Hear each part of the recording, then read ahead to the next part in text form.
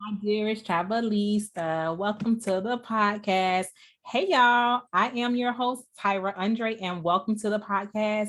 And so, as promised, we are going to be dropping all of the gems about our 57 days of traveling. So, the very first place that we went on our travel journey was to Lisbon, Portugal. Lisbon, oh my gosh, it was so beautiful. And I bet most of you guys are thinking, well, how did you guys get to Lisbon? Well, guess what? Let me tell you the whole story. So we got to Lisbon because during the pandemic, an airline by the name of TAP Portugal, they were having a sale. And you guys, I got some round trip tickets from Newark, New Jersey to Rome for $449. It was either $449 or $499, but I believe it was $449. Yeah, round trip.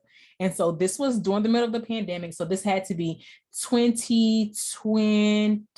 I'm thinking I purchased these in 2020, either 2020 or early 2021. No, it had to be in 2020 when I purchased these tickets. And so the ticket was supposed to be for 2021. And so 2021 got here, June of 2021 got here. Guess what?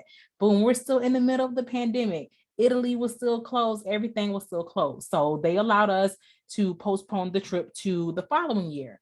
And so the airline had also canceled a few of the flights already.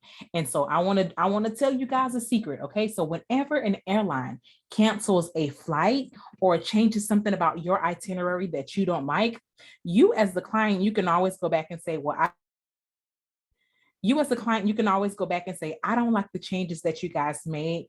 I want this instead. And so that's exactly what I did because I know the rules of the industry. So they, like I said, they canceled. So we had to go in and rebook, flights anyways to Rome. And so I said, okay, so we're making these changes. Can I go ahead and add a few days stopover in Portugal? And they're like, oh yeah, sure, go ahead. And so I added, I think it was like either four or five nights in Portugal. So guess what? Now we got 4 nights in Portugal and our whole Rome tour already in there, still at 449. And now the price of this ticket, it's the next year. The price of this ticket is like 1798. I looked up the cost of it, like 1798 round trip for two people. And so I got a steal of a deal. So I'm telling you guys now, if you guys see something that you want to go, if you guys see a flight that you want to go on, but you're not sure because of, let's say, the pandemic, purchase it anyways. Purchase your travel insurance and know the rules of the industry. So if something happens, you can't go, you got your travel insurance to cover for that. But guess what? If one of the airlines cancels, which, I don't think that they're doing that anymore. If by chance they cancel or change something about your flight, you can always go in and say, I didn't like that. I want to do this instead. And like I said, that's exactly what I did. And listen, we wound up in Lisbon and Rome for $449 round trip, two people. You cannot beat that with the stick. But for this episode, we are going to talk about Lisbon, Portugal, and every single thing that we did while we were over there in Lisbon, Portugal. So Lisbon was absolutely beautiful. And while we're in Lisbon, we stayed at the Lisbon, I believe it was called Lisbon Marriott. And that's a really, really good resort. It's right there in the middle of everything. They have a pool, everything is right there. When we were at the airport, we were looking for the Uber area, and we did have a very hard time finding the Uber area. So we did make a separate video on how to find the Uber section at the airport. It's actually on the second level. So if you're getting off of your airplane and you're at the second level, you're probably in the same area as the Uber station. So just ask someone, hey, where's the Uber station? Like the airport in Lisbon is built a little bit different. So if you go all the way downstairs, you're gonna have to go all the way back up and just go look at the video that we put on YouTube for how to find the Uber section while at Lisbon Airport. So we did get there. It was actually early in the morning. It was about 5 o'clock in the morning. I love getting into places like really, really early in the morning because guess what? I can take a nap and have a whole day. So that's how I like to travel. I'm not sure about you guys. Let me know how you guys like to travel. But that's exactly what we did. We took a nap after Uber in there. We checked in, took a nap, and then we were off to the races. Okay, so on our very first day, while we're there in Portugal, I believe we did a food tour on our first day I take that back. That was on the second day. The first day, we just took an Uber and we kind of like rode around. We went, down to the, what's the name of that place? We went down to the name of the place. Bayezza. It's called Bayezza. Bayezza or Rosio Square. That's where you go down, and it's kind of like central. You get to see, the rivers there. It's like really good pictures. It's like it's kind of like towns, like a town square. Like you got the statues there. If you look over to the right, you'll be able to see it's a replica of I believe it's like the San Francisco Bridge. I forget that. Don't judge me, y'all. But Bayezza or Rosio Square, it's an amazing, amazing place to go. Bayezza Square, it's amazing. Oh, Golden Gate Bridge, that's what it is. If you look over to the right while you're at Bayezza Square, it's Baixa. It's absolutely beautiful. The pictures are beautiful, everything's beautiful. But if you look to the right, you will see like the replica of the Golden Gate Bridge. Like whoever made the Golden Gate Bridge made the same exact bridge that's there in Lisbon. And so we did that on the first day, and we ate at a place that was near Bayezza Square. We had some, it was okay. It was okay. I'm not gonna lie. But it's a lot of restaurants to eat around there. So you can ask one of the locals, hey, what's good?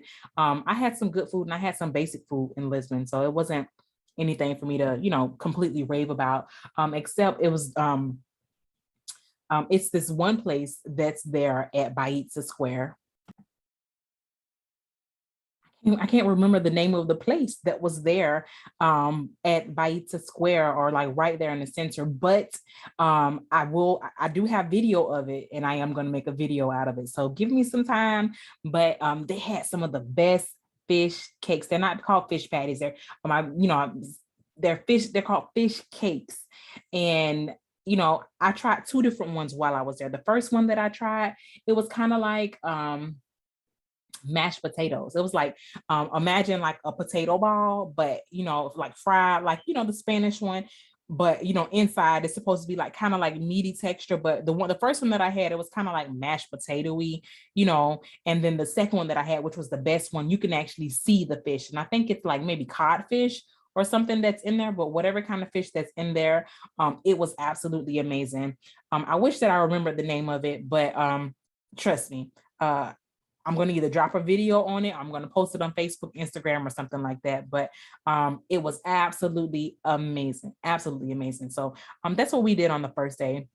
We just kind of like wandered around, did a few videos, and ate a few things. That's what we did on the first day. And then on the second day, we did our food tour. We did a complete food tour of Lisbon. Our guide was completely amazing. If you ever need a guide while in Lisbon, or anywhere abroad, there's a company called With the Locals, and so they have an app as well, and so you can do tours and stuff with locals. And so we did a full food tour, and it started from in the morning. It went a little bit past lunch, but we had a lot of stuff. We tasted a lot of different pastries. We tasted more fish cake. Well, did we taste more fish cakes? No, we didn't taste more fish cakes, but it was just like different things that we tasted. I only taste 2 fish cakes, and so I don't remember tasting fish cakes on that trip. But our guide, she did kind of customize the tour for us, because I don't eat like beef and pork and chicken. I'll eat fish and seafoods and stuff, but she did customize the tour. And my daughter, she eats everything.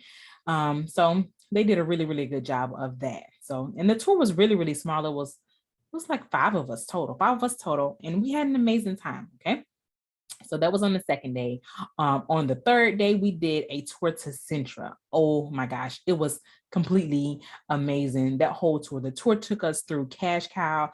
So if you guys haven't been, or thought about visiting Cash Cow, it's not Cash Cow. It's like CAICAS. Cash Cow. I'm probably saying it wrong. Cash Cow. Kashkai, it's a specific way that you say it, but when you guys see it, you'll know. But I pronounce it Cash Cow. Cash Cow, Portugal. It was beautiful. Oh my gosh, it overlooked, the ocean. It made perfect pictures. That's where we took a lot of our pictures at when we were there in Lisbon. And then after, it was like kind of a full day tour. After leaving Cash Cow, we went over to Central, and Central was completely beautiful, but I was a little bit disappointed because it was really cloudy. So, I mean, that's nothing that the tour company can control. It's just the weather. But we didn't really get a chance to take really, really good pictures at Central. Like, I was ready to slay the camera while we were there in Central, but it was really, really cloudy, and the pictures and the videos, I mean, they were okay. But I am going to still drop that video, even though it was a little bit foggy, and it was also rainy. It was foggy and rainy, and it was a little bit chilly while we were there in Lisbon. So I could kind of appreciate that, from all of the extreme weathers that we've been through on this 57-day journey clear across the world. So that was beautiful. On the next day, we kind of chilled, just a little bit. We stayed at the hotel room, got caught up on some work.